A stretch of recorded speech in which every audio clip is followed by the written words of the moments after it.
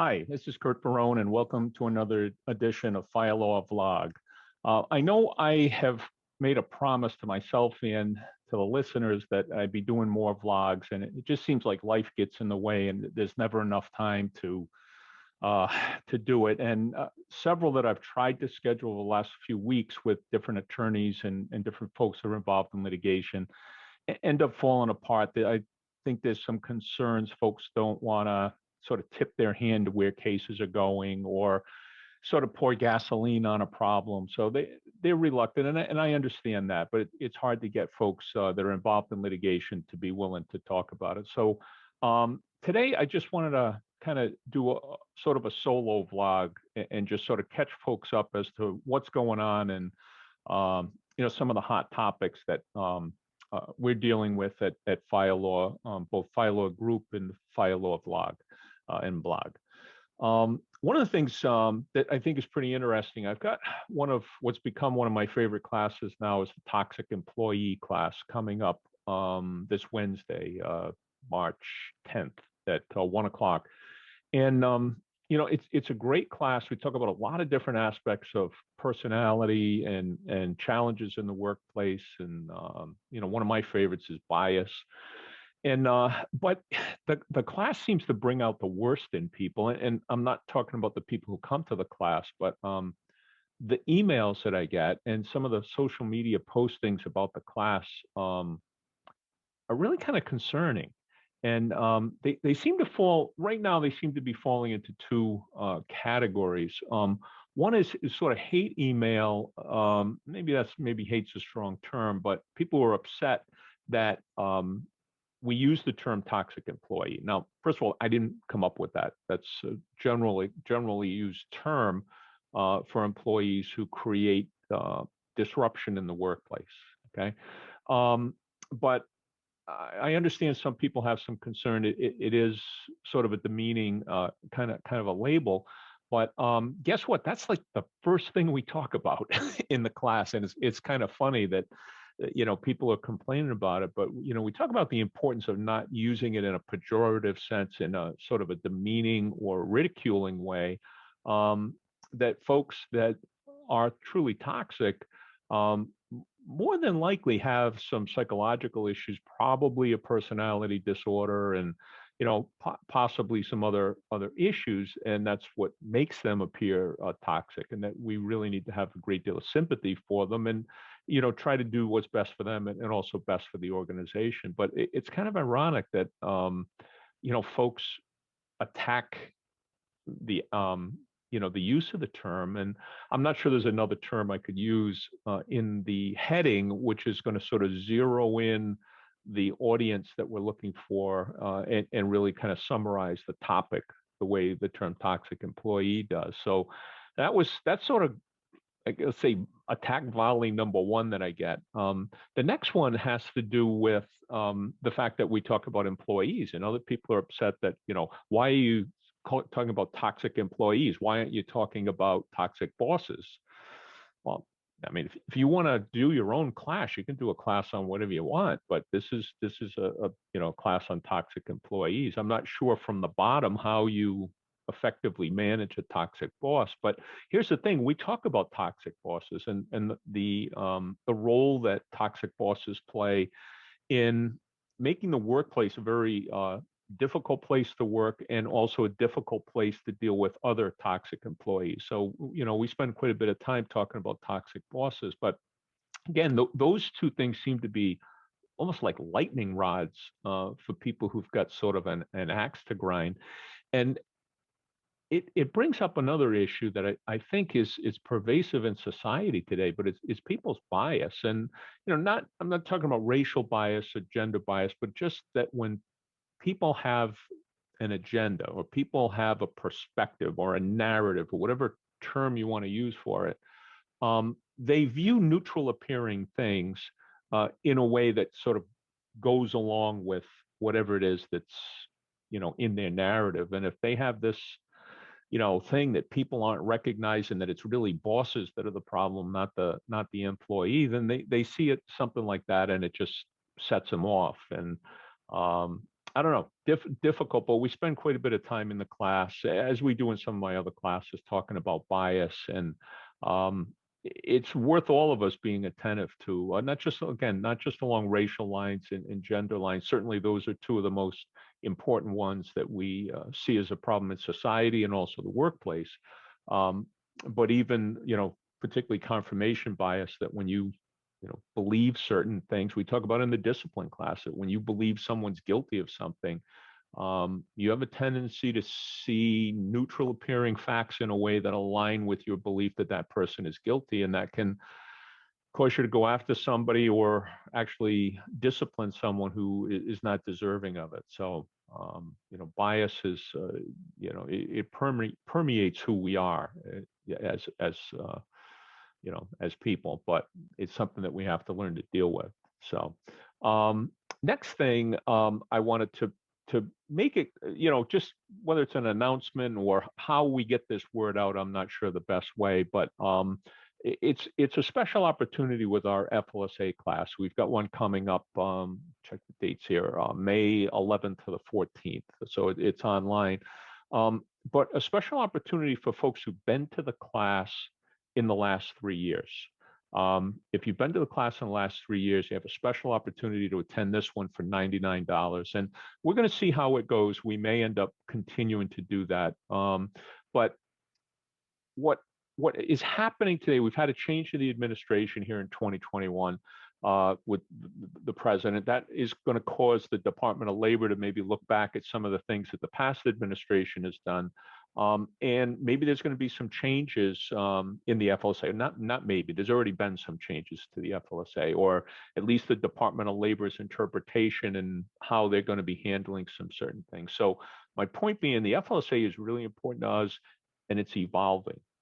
And folks that have attended the class a couple of years ago, maybe even last year, need to be sort of brought up to date. And we've discussed maybe having like an advanced FLSA program to try to bring people up to date. But we think the best way to do it is the folks who've been through the class in the last 3 years can attend this one, and hopefully we'll continue it going forward. We plan to continue going forward for just $99. Now, the price of the class is $350, and it's a 4-day class, but $350 for the early bird special if you register prior to April 1st, and then it's $450 after April 1st.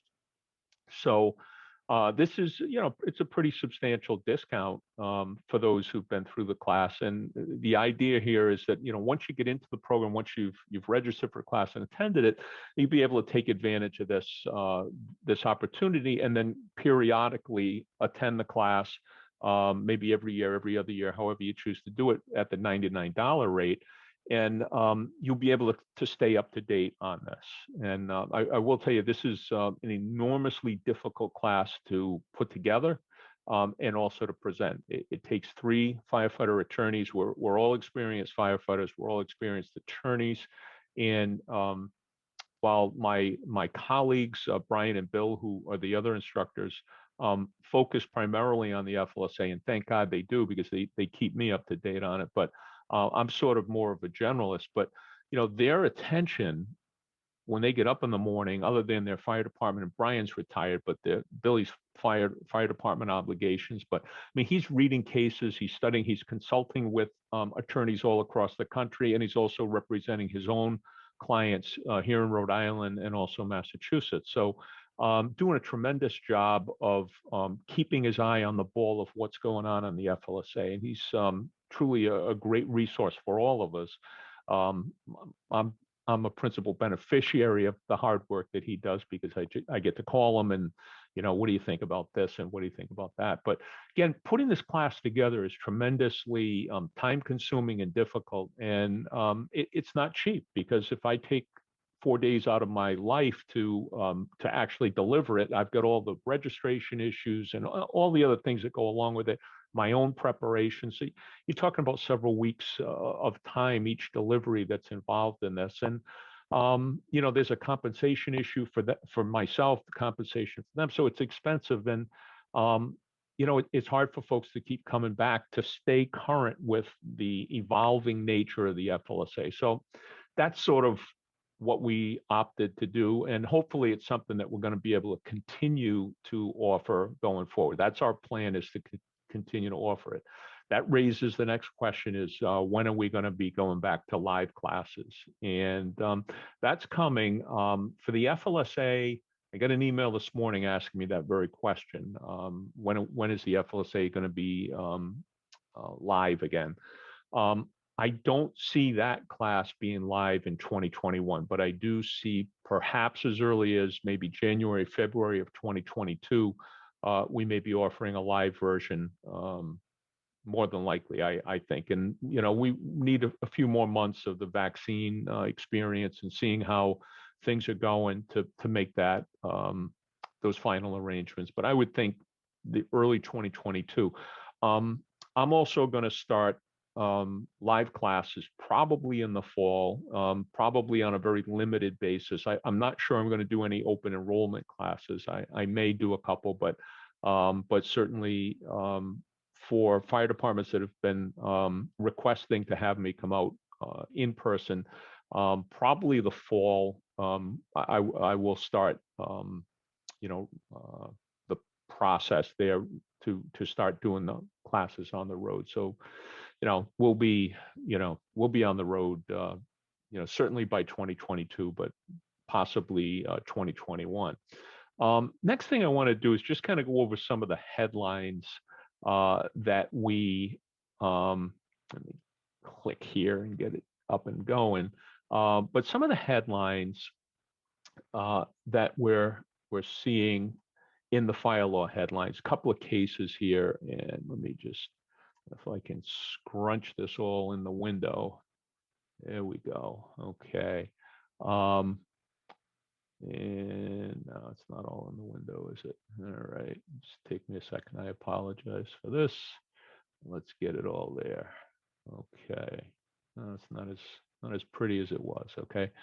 But a couple of interesting cases, and one of them is this case in Texas, boy, and it's so scandalous that I'm almost hesitant. In fact, I was very hesitant. I was found out about the case the day this particular newspaper, the Golden Hammer, reported it. And I wasn't going to blog about it. I said, I'm not going through these allegations publicly without some sort of confirmation about what's going on.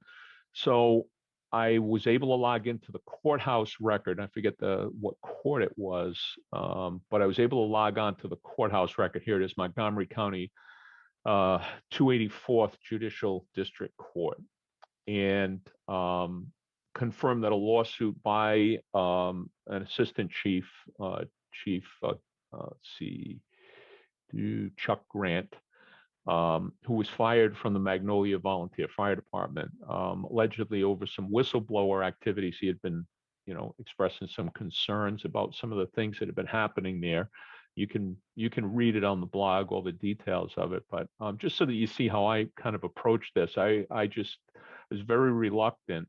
And it's an old saw in the media business that you want to get at least two sources and confirm things from two sources that something has happened. So I did blog about it when it first happened. Subsequently, there was an update. I think I posted this, I don't know, it was Friday, that another news outlet had picked up the story, and remarkably, and I'm assuming that there's a connection here, that the entire emergency service district that regulates and oversees this Magnolia Volunteer Fire Department resigned.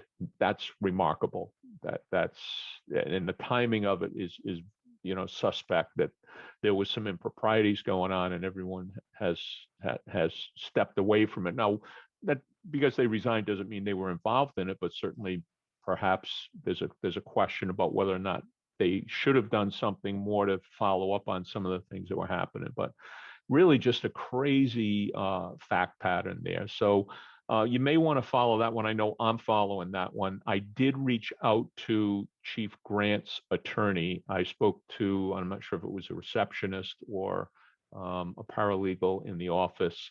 but I did not get a reply. I asked for a copy of the complaint and, to speak with the attorney who was handling the case, and I did not get a reply to either one of those requests. So, and I understand that. I understand why they don't want to, make a bad situation any worse than it already is by adding publicity. But boy, what a tough case there. So that's one case that I'm following. Another interesting case out of FDNY. Let me see if I can get to it here. Right here, yeah, the chief of operations from FDNY, Deputy Assistant Chief Michael Gala, um, files suit, basically a First Amendment suit, alleging that 10 years or so ago, or maybe even longer, he had written some letters when he was he had written some letters to the editor of the Chief Leader, which is a fire and police and I guess civil service themed newsletter. But it was about his feelings on and his beliefs on the hiring standards in FDNY. And now Chief Gala was up for promotion to assistant chief. So I think he must have been, as a DAC, he's probably a 3-bugle chief. He's looking at going to a 4-bugle chief or 4-star chief. I know New York a lot of times uses stars as emblematic of their rank once they get into the staff positions. And he was told by, apparently, at least according to the complaint, he was told that you either renounce what you had said or you're not going to get the promotion. And he refused to do that, and he did not get the promotion. And he's alleging that there's, basically a First Amendment violation in there. Subsequently, and I don't believe I've added the link to it, I have not, but there have been a number of how do I say, the opposing view that he rightfully should not have gotten the promotion, and perhaps he doesn't belong there because he's a racist. And I don't know where that's coming from, but apparently, there's folks on the other side that now want to see him somehow either disciplined or, removed from his position. So interesting case to watch. I think it's worth comparing Chief Gala's position. And, we don't have a First Amendment to protect us from saying things that everyone agrees with. We have a First Amendment to protect us when we're saying things that people may be offended by. That's why we have a First Amendment.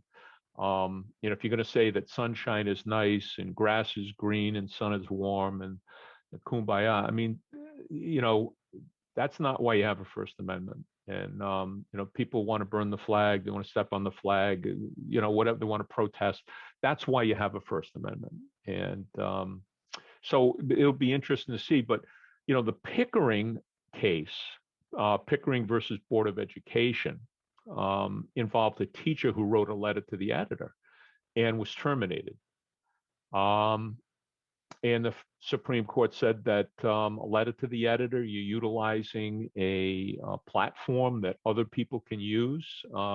And maybe your bosses didn't like it, but you have the right to say it.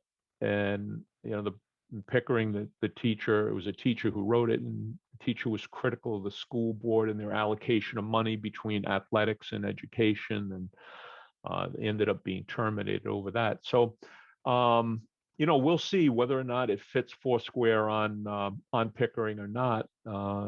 Certainly is an interesting case for us to follow, and we'll see how far the case goes. Maybe it'll just go to the district court. Maybe it'll go to the Court of Appeals. Maybe this is the type of case that may go up to the U.S. Supreme Court, and we can actually get some better clarification on the Pickering balancing test. That's sort of where I envision this case going, because, I mean, there's important issues here. And, what I'll do is once we log off here, I'll add some of those opposing views to this post, so you can see the other side, that the other side is arguing on this case, opposite Chief Gala. So interesting case. Okay. Couple of cases out of Detroit, one right after the other, that have me scratching my head. First one, involved a squad truck, which I assume is whether it's a squengine or whether it's a true squad that doesn't have a pump and is really a heavy rescue vehicle, but responded to a medical run. And as it arrived on scene, it crashed with a parked vehicle in front of the victim's home. And the driver was sent for drug and alcohol testing and tested positive for alcohol. And little further investigation revealed that the crew was not at their regular station. They were at a party at another station.